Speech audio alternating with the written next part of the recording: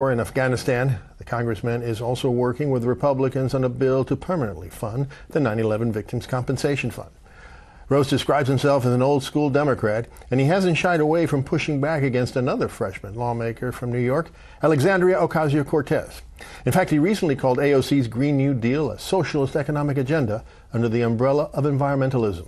And joining us now to talk about the apparent divisions within the Democratic Party and about his agenda is New York Congressman Max Rose. Congressman Rose, thank you so much for joining us today. Thank you so much for having me. Now, Congressman, we'll get to the work that you're doing in Washington and have been doing for the last 3 months and to your agenda in a moment. But let's start with those divisions among the Democrats that I mentioned in the introduction. As you know, Congresswoman Ocasio-Cortez, who I also mentioned in the introduction, has become a national figure. In fact, more popular, according to some polls, than some Democratic presidential candidates. In part, she's achieved that fame because of her Green New Deal, her plan to help save the planet from the effects of climate change. You yourself have called climate change a national security threat. So why do you oppose the Green New Deal and call it a socialist economic policy? Well, look, let's look at climate change in and of itself.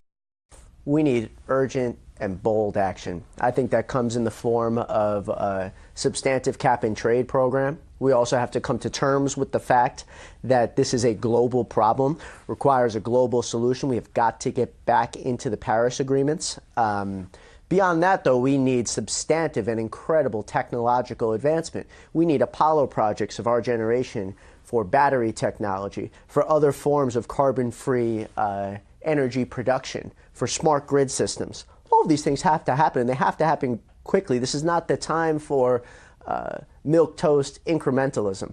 It just isn't. But with that being said, though, nothing about what I just said would provide a justification for a massive socialist economic policy platform.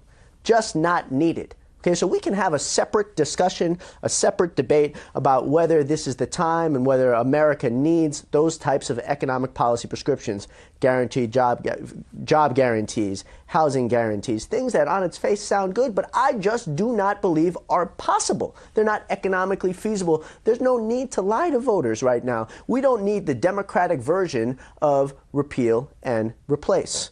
We don't need that. Let's deal with this problem because I'll tell you, look, I'm just building a family right now. Okay, I don't want my future children and their children to live in a world that is unsustainable, inhospitable. No one would want that.